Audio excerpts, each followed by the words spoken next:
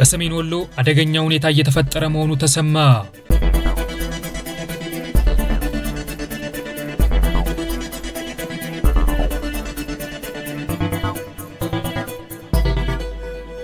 ሰላም ጤና ይስጥልን ውድ የኢንፎርም ኢትዮጵያ ቤተሰቦች እንደምን ቆያችሁ? እነሆ ከታማኝና ውስጥ አዋቂ መረጃ ምንጮቻችን የሰበሰብናቸውና ለዚህ መረጃ ሰዓት የደረሱልን ወቅታዊ ጉዳዮች ይዘንላችሁ ቀርበናል። ውድ የኢንፎርም ኢትዮጵያ ቤተሰቦች ወቅታዊ መረጃዎቻችንን ለመከታተል ያመቻችሁ ዘንድ ዋና ዋና ጉዳዮቹን አስቀድመን እናሳውቃችሁ። በሰሜን ወሎ አደገኛ ሁኔታ እየተፈጠረ መሆኑ ተሰማ። በሰሜን ወሎ በሚንቀሳቀሱ ፋኖች መሪ ወዳጆ ላይ ከፍተኛ ተቃውሞ መነሳቱም ታውቋል። በመሪ ወዳጆ ላይ የተነሳውን ተቃውሞ የተመለከተ ዝርዝር መረጃም ተገኝቷል። በሰሜን ወሎ አዲስ ክልል የመፍጠር እንቅስቃሴ መጀመሩን የሚያመላክት መረጃም ተገኝቷል። የህወሓት ታጣቂዎች በሰሜን ወሎ ሚስጥራዊ እንቅስቃሴ እያደረጉ እንደሆነም ታውቋል። ይህንን ጉዳይ በዝርዝር ታደምጡታላችሁ። በሰሜን ወሎና በደቡብ ወሎ ፋኖች ውስጥ የዓለም አቀፍ አሸባሪዎች ሴል መገኘቱ ተሰማ። በሰሜን ወሎና በደቡብ ወሎ ፋኖች ውስጥ የተገኘው የአሸባሪዎች ሴል ከዓለም አቀፍ አሸባሪዎች ጋር በቀጥታ ግንኙነት እንዳለውም ታውቋል። በሰሜን ወሎና በደቡብ ወሎ ፋኖች ውስጥ የተገኘው ዓለም አቀፍ አሸባሪዎች ሴል በዓለም አቀፍ ደረጃ በአሸባሪነት በተፈረጁ ቡድኖች እጅ ስልጠና የወሰዱና ቀጥተኛ ተልዕኮን የሚቀበሉ መሆኑም ተረጋግጧል። በሰሜን ወሎና በደቡብ ወሎ ፋኖች ውስጥ የተገኘው የዓለም አቀፍ አሸባሪዎች ሴል ከአማራ ክልል በተጨማሪ በተለያዩ የኢትዮጵያ አካባቢዎች እግሩን ለመትከልና አባላትን ለመመልመል እየተንቀሳቀሰ እንደሆነም ታውቋል። በሰሜን ወሎና በደቡብ ወሎ ፋኖች ውስጥ የዓለም አቀፍ አሸባሪዎች ሴል መገኘቱን ተከትሎ በፋኖ ታጣቂዎች ውስጥ ከፍተኛ ድንጋጤ መፈጠሩ በአካባቢው ውጥረት መንገሱና በወሎ ፋኖች መካከል ሃይማኖትን ሽፋን ያደረገ የእርስ በርስ የግጭት ስጋት ማንዣበቡም ታውቋል። ይህንንም ጉዳይ በዝርዝር ታደምጡታላችሁ። ውድ የኢንፎርም ኢትዮጵያ ቤተሰቦች በዚህ መረጃ ሰዓት እነዚህን ጉዳዮች በዝርዝር እንነግራችኋለን። አስቀድማችሁ ቻናላችንን ላይክ እና ሼር እንድታርጉና መረጃዎቻችንን እንድትከታተሉ በአክብሮት እንጋብዛለን። አሁን ወደ ዝርዝሩ እናልፋለን። በሰሜን ወሎ አደገኛ ሁኔታ እየተፈጠረ መሆኑ ተሰማ። በሰሜን ወሎ በሚንቀሳቀሱ ፋኖች መሪ ወዳጆ ላይ ከፍተኛ ተቃውሞ መነሳቱ ታውቋል። በመሪ ወዳጆ ላይ የተነሳውን ተቃውሞ የተመለከተ ዝርዝር መረጃም ተገኝቷል። በሰሜን ወሎ አዲስ ክልል የመፍጠር እንቅስቃሴ መጀመሩን የሚያመላክት መረጃም ተገኝቷል። በሰሜን ወሎ አዲስ ክልል የመፍጠር እንቅስቃሴ መጀመሩን የሚያመላክት መረጃም ተገኝቷል። የህወሓት ታጣቂዎች በሰሜን ወሎ ሚስጥራዊ እንቅስቃሴ እያደረጉ እንደሆነም ታውቋል። በሰሜን ወሎ አደገኛ ሁኔታ በመፈጠር ላይ መሆኑ ተሰማ። በአካባቢው የሚንቀሳቀሱ ፋኖች መሪ ወዳጆ ላይ ከፍተኛ ተቃውሞ መነሳቱም ታውቋል። በመሪ ወዳጆ ላይ የተነሳውን ተቃውሞ የተመለከተ ዝርዝር መረጃም ተገኝቷል። በሰሜን ወሎ አደገኛ ሁኔታ በመፈጠር ላይ መሆኑና አዲስ ክልል የመፍጠር እንቅስቃሴ መጀመሩን የሚያመላክት መረጃም ተገኝቷል። የህወሓት ታጣቂዎች በሰሜን ወሎ ሚስጥራዊ እንቅስቃሴ እያደረጉ እንደሆነም ታውቋል። በትግራይ ክልልና በአማራ ክልል አዋሳኝ የሰሜን ወሎ አካባቢዎች ያልተለመደ እንቅስቃሴ መኖሩ ተሰማ። በአካባቢው የሚታየው እንቅስቃሴ ያልተለመደ እንደሆነም የአካባቢው ነዋሪዎች ገልጸዋል። በትግራይና በአማራ ክልል አዋሳኝ አካባቢ በሚገኙ የሰሜን ወሎ ወረዳዎች ግጭቶች በስፋት እየተካሄዱ እንደሚገኙ የጠቆሙት የአካባቢው ነዋሪዎች በህወሓት ቀጥተኛ ድጋፍ የሚደረግላቸው በመሪ ወዳጆ የሚመሩ የአፋብኃን ታጣቂዎችና የአገው ዴሞክራሲያዊ ንቅናቄ አዴን በሚል ራሳቸውን የሚጠሩ ታጣቂዎች በቅንጅት ዋግምራ ብሔረሰብ አስተዳደር ዞን አበርገሌና ጻግብጂ ወረዳዎችም ሙሉ ለሙሉ መቆጣጠራቸውን ገልጸዋል። በህወሓት ታጣቂዎች ድጋፍ የመሪ ወዳጆ ታጣቂዎችና የአዴ ታጣቂዎች አካባቢው መቆጣጠራቸውን ተከትሎ የአካባቢው ማህበረሰብ በስጋት ሸሽቶ ወጥቷል የሚል ምስክርነት የሰጡ አንድ የአካባቢው ነዋሪ ከህወሓት ታጣቂዎች ጎን የአረብ መልክ ያላቸው በርካታ ጸጉረ ልውጥ ታጣቂዎች መመልከታቸውን ገልጸዋል። በመሪ ወዳጆ የሚመሩት የፋኖ ታጣቂዎችና የህወሓት ታጣቂዎች ወሎን የእስያ አገው የሙስሊምና የክርስቲያን በሚል ሶስት ቦታ ለመክፈል እየተንቀሳቀሱ ነው የሚሉ ሌላኛው የዓይን እማኝ ህወሓት የአገው ታጣቂዎችን ደግፎ በሰሜን ወሎ የአገው አዌ የተሰኘ ክልላዊ መንግስት ለመመስረት እየተንቀሳቀሱ እንደሆነ ገልጸዋል። በትናንትናው ዕለት በአበርገሌ ወረዳ በአካባቢው ሚሊሻዎችና በህወሓትና በመሪ ወዳጆ በሚታገዙ ታጣቂዎች መካከል በከባድ መሳሪያ የታገዘ ግጭት ከተቀሰቀሰ በኋላ የአዴን ኃይሎች በከፊል ተቆጣጥረውት የነበረውን ወረዳ ሙሉ ለሙሉ መቆጣጠራቸው ተነግሯል። ቀኑን ሙሉ ውሏል በተባለው ውጊያ የአዴን ኃይሎች ከመሪ ወዳጆና ከህወሓት ታጣቂዎች በተጨማሪ የአረብ መልክ ያላቸው ጸጉረ ልውጦች ተቀናጅተው እንደተሳተፉ ነዋሪዎች ቢገልጹም የአዴን ሚዲያና ኮሚኒኬሽን ኃላፊ አቶ ሙሉጌታ ካሴ ጉዳዩን አስተባብለዋል። ከሰሞኑ የነበሩ ግጭቶች ዋነኛ ምክንያትም መንግስት የአዴን አመራርን ለማገት የዋግምራ ዞን የጸጥታ መምሪያ ኃላፊ 50 አለቃ አዘዘው አዳነ ይህ ከእውነት የራቀ ነው በማለት አስተባብሎ የአዴን ታጣቂዎች ቀድሞ በመዘጋጀት ጥቃት በመፈጸማቸው ግጭቱ እንደተቀሰቀሰ ለቢቢሲ ተናግረዋል። በወረዳው ግጭቱ የተቀሰቀሰው በታጣቂዎች እንቅስቃሴ ጉዳይ ለመግባባት በመፈጠሩ እንደሆነ ነዋሪዎች ተናግረዋል። በመኪናው ላይ እያሉ ነው ውጊያው የጀመረው ያሉ አንድ ነዋሪ ሎጂስቲክ ሊያስተላልፉ ከመጡ የአዴን ታጣቂዎች ጋር ተኩስ ተጀመረ። 20 እና 30 ደቂቃ ጠብቆ በሶስት ግንባር ከተማዋን ከበቧት ሲሉ ግጭቱ ሲፈነዳ የተመለከቱትን ተናግረዋል። በዚህ ግጭት ንጹሃን ሰዎች እንዳልተጎዱ አመልክተው ከሁለቱ ተፋላሚ ወገኖች በኩል ግን በርካታ ተዋጊዎች መገደላቸውን ለቢቢሲ ተናግረዋል። የአርዲን ታጣቂዎች ከህወሓት ኃይሎች ጋር ጻግብጂ ወረዳን እንዲሁም ከሁለት ሳምንት በፊት እንደተቆጣጠሩ የወረዳው ነዋሪዎች ለቢቢሲ ገልጸዋል። ግንቦት 18 2018 ዓ.ም ከቀኑ 7 ሰዓት አካባቢ አርዲንና የትግራይ ኃይሎች በቅንጅት ነው የገቡት ያሉት አንድ የወረዳው ነዋሪ አዝሪያ በሚባል ስፍራ በቡድን መሳሪያ የታገዘ የተኩስ ልውውጥ እንደተጀመረ ተናግረዋል። የተኩስ ልውውጡ እስከ 10 ሰዓት ከቆየ በኋላ የመንግስት ኃይሎች ወረዳውን ለቀው ወደ ሰቆጣ መውጣታቸውን ጠቁመዋል። የአርዲን የሚዲያና ኮሚኒኬሽን ኃላፊ አቶ ሙሉጌታ ካሴ የሐራ መሬቶችን የትግራይ ታጣቂ ኃይል በቅንጅት አምጥቶ ውጊያ ማስከፈት ስምምነቱን አፍራሽ ነው በማለት ለግጭቱ ምክንያት ሰጥተዋል። ለትግራይ ክልል አዋሳኝ የሆኑ የዋግ ኽምራ አካባቢዎች ራሳቸውን የትግራይ ሰላም ኃይል ብለው የሚጠሩና በተለምዶ የሐራ መሬት ታጣቂዎች እንደሚንቀሳቀሱ ይነገራል። የዞኑ ጸጥታ መምሪያ ኃላፊ 50 አለቃ አዘዘው ተጨባጭ መረጃ የለኝም በማለት የሐራ መሬት ታጣቂዎችን እንቅስቃሴ እንደማያውቁ ተናግረዋል። ሁለቱ ወረዳዎች በታጣቂዎች እጅ ከገቡ በኋላ በሺዎች የሚቆጠሩ ስጋት ያደረባቸው ነዋሪዎች ቤት ንብረታቸውን ጥለው በተለይም ወደ ዞኑ ዋና ከተማ ሰቆጣ መሸሻቸውን ለቢቢሲ ገልጸዋል። ከነዚህም መካከል የአበርገሌ ወረዳ ነዋሪና አርሶ አደር የሆኑት አቶ ህሉፍ ለደህንነታቸው ሲል የመጀመሪያ ስማቸውን ብቻ የተጠቀመው ቢቢሲ 7 ቤተሰባቸውን ይዘው ወደ ሰቆጣ መፈናቀላቸውን ገልጿል። በስጋት የሸሹ አንድ የመንግስት ሰራተኛ ደግሞ እኔ ከፖለቲካ ነፃ ነኝ ብዬ ነበር፣ ግን ስልክ ሲቀሙ በየቤቱ እየዞሩ ሲፈትሹ ነገሩ አልጣመኝም፣ እየዞሩ ትራንስፈር አድርገው ወደሚል ነገር ሲደርስ እየተደበቀ ነው ነዋሪው የመጣው በማለት ከሁለት ቀን በኋላ አካባቢውን ለቀው መውጣታቸውን ለቢቢሲ ጠቁመዋል። በዚህ አይነት ታጣቂዎች ከነዋሪዎች ንብረትና ገንዘብ እየወሰዱ መሆናቸውን እንዲሁም ቀጣይ ግጭት በመፍጠር በርካታ ሰው ከመኖሪያው መፈናቀሉን የገለጹ ነዋሪ አሁን በአብዛኛው የቀሩት የሃይማኖት አባቶችና ሽማግሌዎች ናቸው ብለዋል።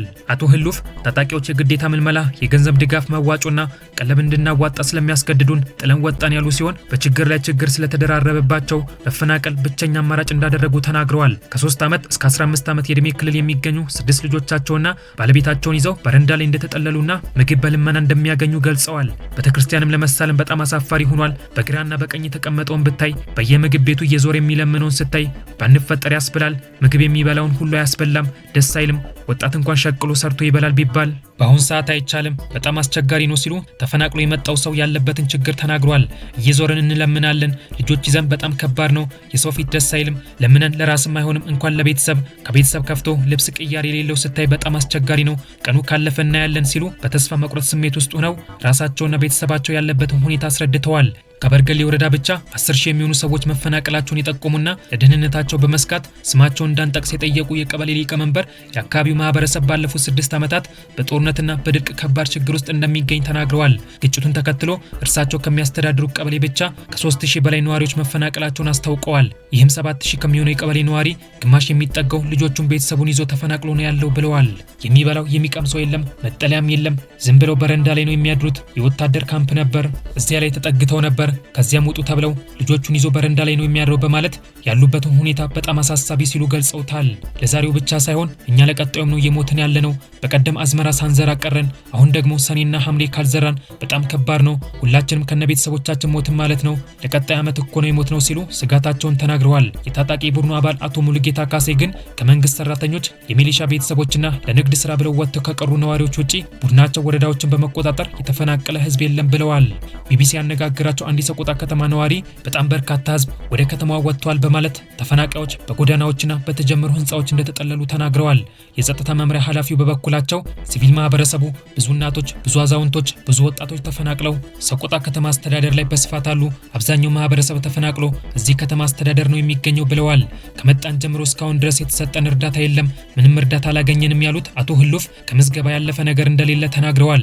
ቢቢሲ ያነጋገራቸው የቀበሌ ሊቀመንበር ለተወሰኑ ሰዎች ወርልድ ቪዥን የጥሬ ገንዘብ ድጋፍ ሲያደርግ፣ ሌላ የረድኤት ድርጅት ደግሞ ለመንግስት ሰራተኞች የቤት ቁሳቁስ መስጠቱን ጠቁመዋል።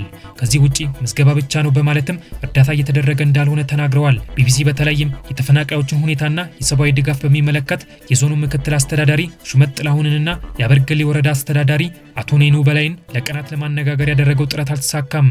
ቢቢሲ ያነጋገራቸው ነዋሪዎችና አንድ የቀድሞ የአዴን ኃይሎች አመራር ታጣቂዎችና የአማራ ክልል መንግስት የሰላም ስምምነት ከደረሰ በኋላ ከአንዳንድ ትንኮሳዎች ውጪ አካባቢው ተረጋግቶ እንደነበረ ተናግረዋል።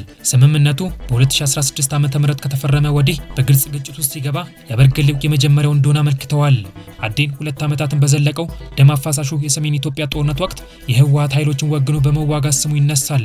በ2016 ቡድኑ ትጥቅ ለመፍታትና በሰላማዊና ዲሞክራሲያዊ ትግል ለመሳተፍ ከመንግስት ጋር ስምምነት ደርሶ ነበር። ለዚህም ስምምነት መፍረስ ሁለቱም ወገኖች እርስ በርስ እየተካሰሱ ሲሆን ቢቢሲ በአካባቢው ከሚገኙ ገለልተኛ ወገኖች ስለ ሁኔታው ለማወቅ የሚያስችል መረጃ አላገኘም። በሰሜን ወሎና በደቡብ ወሎ ፋኖዎች ውስጥ የዓለም አቀፍ አሸባሪዎች ሴል መገኘቱ ተሰማ። በሰሜን ወሎና በደቡብ ወሎ ፋኖዎች ውስጥ የተገኘው የአሸባሪዎች ሴል ከዓለም አቀፍ አሸባሪዎች ጋር በቀጥታ ግንኙነት እንዳለውም ታውቋል። በሰሜን ወሎና በደቡብ ወሎ ፋኖዎች ውስጥ የተገኘው የዓለም አቀፍ አሸባሪዎች ሴል በዓለም አቀፍ ደረጃ በአሸባሪነት በተፈረጁ ቡድኖች እጅ ስልጠና የወሰዱና ቀጥተኛ ተልዕኮን የሚቀበሉ መሆኑን ተረጋግጧል።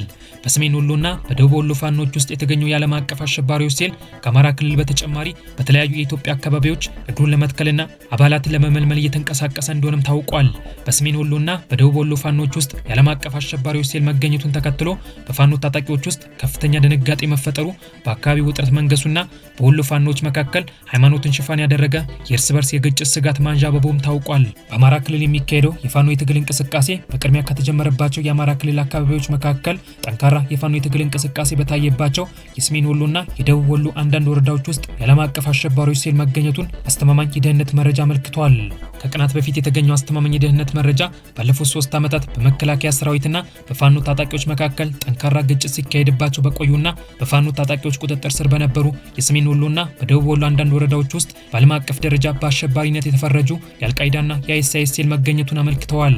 በፋኖ ታጣቂዎች ቁጥጥር ስር በነበሩ የሰሜን ወሎና የደቡብ ወሎ አንዳንድ ወረዳዎች ውስጥ የአልቃይዳና የአይኤስአይኤስ ሴል መኖሩን የሚያመላክቱ መረጃዎች የተገኙት የሀገር መከላከያ ሰራዊት ከሰሞኑ በዓለም አቀፍ ደረጃ በአሸባሪነት ከተፈረጁት የሽብር ቡድኖች በቀጥታ ተልዕኮ ተቀብለው በፋኖ ታጣቂዎች ስም የሚንቀሳቀሱ ግለሰቦችን በቁጥጥር ስር ማዋሉን ተከትሎ እንደሆነ አስተማማኙ የደህንነት መረጃ አመልክቷል። በሰሜን ወሎና በደቡብ ወሎ አንዳንድ ወረዳዎች ውስጥ በፋኖ ታጣቂዎች ስም ሲንቀሳቀሱ የተገኙት የአልቃይዳና የአይኤስአይኤስ ተልዕኮን የተቀበሉ ግለሰቦች ሳውዲ አረቢያና ሱዳን በሚገኙ የአልቃይዳና የአይኤስአይኤስ የሽብር ስልጠና ማዕከላት የሽብር ስልጠና የወሰዱ መሆኑን ተረጋግጧል።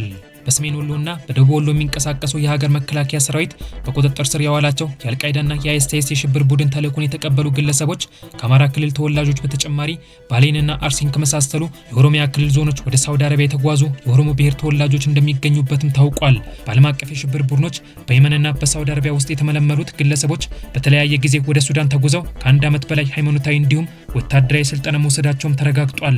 የአልቃይዳና የአይኤስአይኤስ የሽብር ቡድን ተልዕኮን የተቀበሉ ግለሰቦች ሃይማኖታዊና ወታደራዊ ስልጠና የወሰዱት በቅርቡ አሜሪካ በዓለም አቀፍ የሽብር ቡድን ዝርዝር ውስጥ ባካተተችው የሱዳን ሙስሊም ወንድማማቾች ካምፕ ውስጥ እንደሆነም ተረጋግጧል። የአሜሪካ ማዕከላዊ ስለላ ተቋም ሲአይኤ በጀነራል አብደል ፈታህ አልቡርሃን የሚመራው የሱዳን ብሔራዊ ጦር ዋነኛ አጋር የሆነው የሱዳን ሙስሊም ወንድማማቾች በዋናነት በኢራን መንግስት እንደሚደገፍ በኢራን እስላማዊ አብዮት ዘብ የስልጠናና የትጥቅ ድጋፍ እንደሚደረግለት ከሳምንታት በፊት ያወጣው መረጃ ያመለክታል።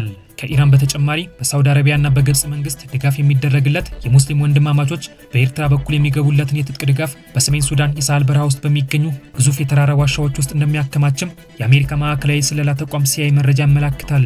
በተለያየ ጊዜ የፋኖ የትግል እንቅስቃሴን ሰርገው የገቡ እነዚህ ግለሰቦች በትላላቅ የእምነት አባቶች ላይ ግድያ በመፈጸምና በእምነት ተቋማት ላይ ጉዳት በማድረስ በአካባቢው የሃይማኖት ግጭት ለመቀስቀስ ሲንቀሳቀሱ እንደነበረም ታውቋል። የአልቃይዳና የአይኤስአይኤስ የሽብር ተልዕኮን የተቀበሉ ግለሰቦች በቁጥጥር ስር መዋላቸውን ተከትሎ በወሎ ፋኖች መካከል የመከፋፈል አደጋ መፈጠሩ የታወቀ ሲሆን በተለያዩ የደቡብ ወሎ ወረዳዎች ውስጥ ሲንቀሳቀሱ የነበሩ የክርስትና እምነት ተከታይ የሆኑ ፋኖች ቀድሞ ከነበሩበት የፋኖ አደረጃጀት እየወጡ የመዋ ተዋህዶ ተልዕኮን ተቀብለው በደቡብ ወሎ ከሚንቀሳቀሱ ፋኖች ጋር ጥምረት መፍጠር መጀመራቸውም ተሰምቷል።